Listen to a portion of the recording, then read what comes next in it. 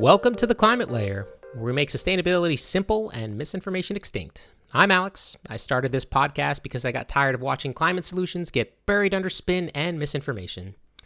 I've worked in utilities, built EV programs, shaped messaging for global climate summits, and somewhere along the way, I realized I was spending more time talking about change than making it.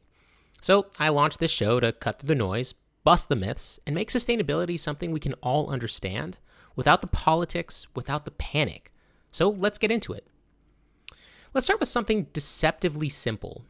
What do we mean when we say the grid? Most people picture power lines, maybe a substation, maybe a blackout, but the electric grid is much more than wires. It's a living system, a network of generators, transmission corridors, and distribution lines that delivers electricity from where it's made to where it's used. And it's one of the most important climate tools we've got. So let's break it down. Starting with generation. This is where electricity is created. Power plants, big and small, convert energy into electrons. That energy might come from burning coal, natural gas, or biomass. It might come from splitting atoms in a nuclear reactor, or it might come from wind spinning turbines, sunlight hitting solar panels, or water flowing through a dam. Each source has its own emissions profile, reliability quirks, and cost structure, but they all feed into the same system, the grid. Next on the list, transmission. Once electricity is generated, it needs to travel. That's where transmission lines come in. Those high voltage towers you see stretching across highways and fields, they carry electricity long distances, often across state lines, balancing supply and demand in real time. Transmission is like the highway system for electrons. It's fast, efficient, and absolutely critical. But it's also aging, and in many places, congested. That's a challenge we'll come back to. And to close it off, distribution. Finally, electricity reaches your neighborhood.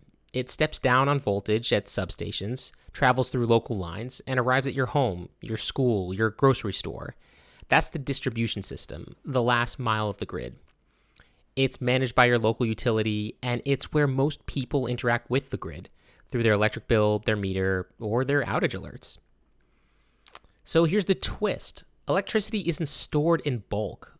Unlike gasoline in a tank, electrons are generated and consumed almost instantly.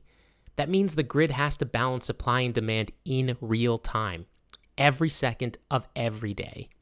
When demand spikes, say on a hot summer afternoon, the grid ramps up generation. When demand drops, like overnight, it scales back. That's why peak hours matter and why smart charging, demand response, and battery storage are such big deals.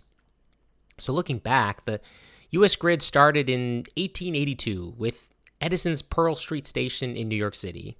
It powered just a few blocks with dirty, inefficient coal-fired generators. Over time, we built regional networks, standardized voltage, and created massive transmission corridors.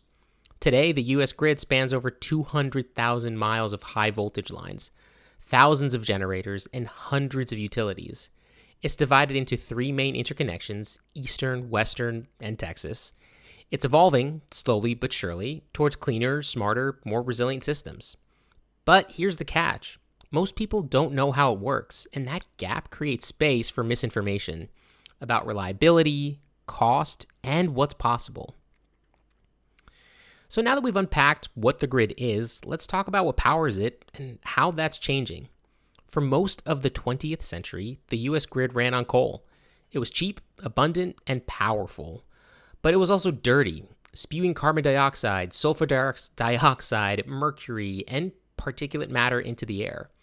Coal plants were the backdoor of industrial growth, but they came with a heavy cost. Then came natural gas. In the early 2000s, fracking unlocked massive reserves of shale gas, and utilities started switching over. Natural gas burns cleaner than coal, fewer particulates, less CO2 per unit of energy, and it's flexible. You can ramp it up and down quickly, which makes it useful for balancing the grid. Today, natural gas is the dominant source of electricity in the US. It supplies over 40% of generation. Coal has dropped to under 20%, and in some regions, it's disappearing entirely. But here's the good news. Renewables are rising fast. Wind now supplies over 10% of US electricity. In states like Iowa and Kansas, it's the leading source.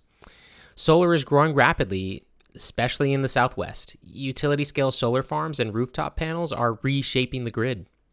Hydropower remains steady, most of the West and Pacific Northwest.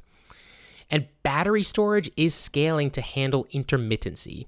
That means storing solar power for nighttime use or smoothing out wind variability. This shift isn't just about emissions, it's about resilience.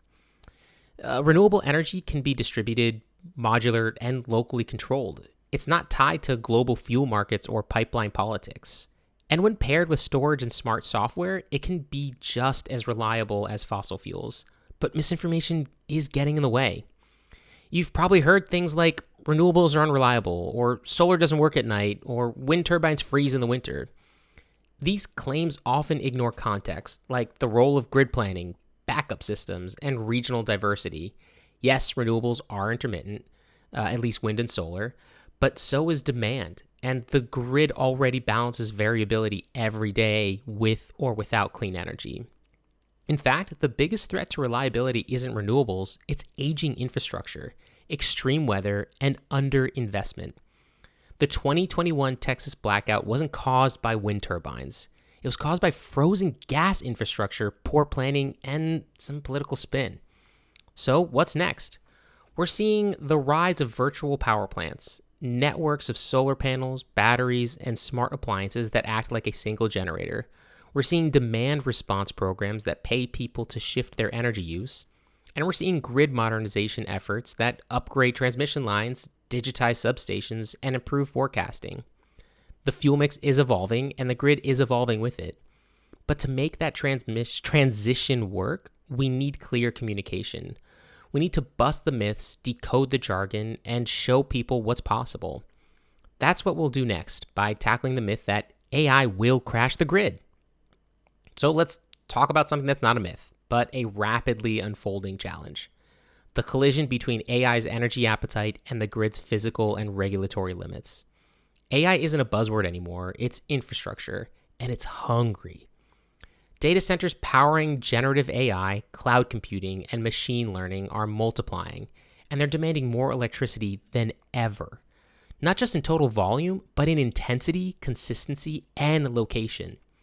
These centers need high uptime, tight latency, and massive cooling, often in regions where the grid is already strained.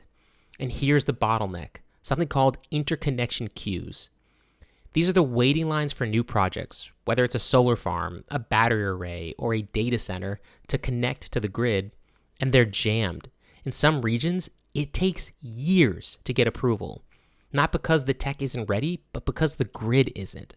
So what happens when AI demand surges, but the grid can't keep up? Some projects get delayed or canceled. Some utilities scramble to build new gas plants, fast, cheap, and carbon intensive, and some ratepayers end up footing the bill for emergency upgrades. This isn't just a technical challenge, it's a planning failure. It's a policy failure. It's a mismatch between innovation and infrastructure. So why is AI different?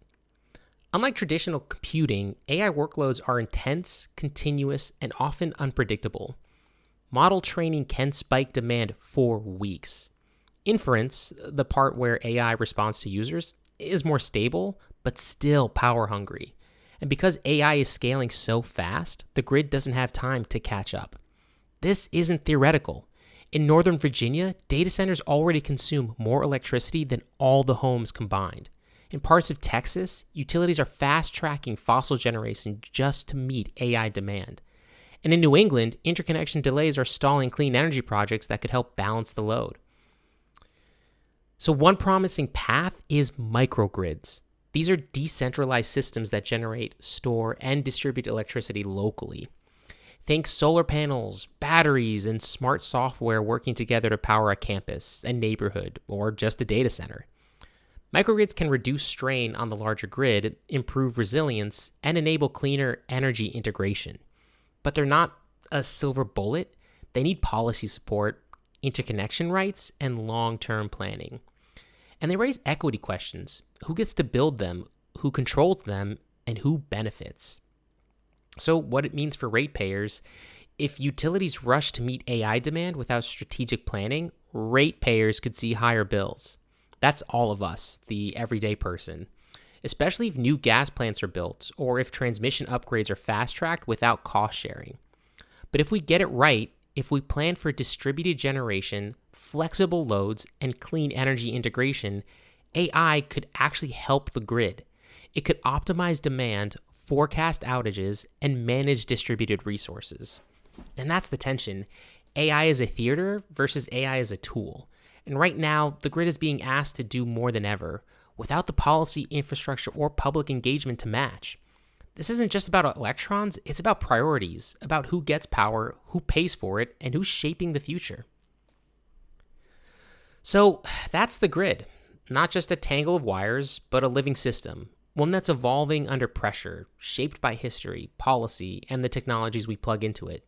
From coal to renewables, from centralized power plants to microgrids, from analog switches to AI-driven demand forecasts, the grid is changing. But it's not changing fast enough. And as we've seen, the stakes are rising.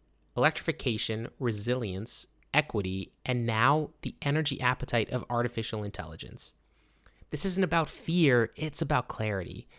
Because when we understand how the grid works and what's holding it back, we're better equipped to shape what comes next. If this episode sparked questions, ideas, or even a little grid curiosity, I'd love to hear from you. Leave some comments or reach out to me at theclimatelayer@gmail.com, or leave a review to help others find the Climate Layer. We'll keep looking to unpack this misinformation, rumors, and complexities involved in sustainability. Until then, stay curious, stay grounded, and keep peeling back the layers.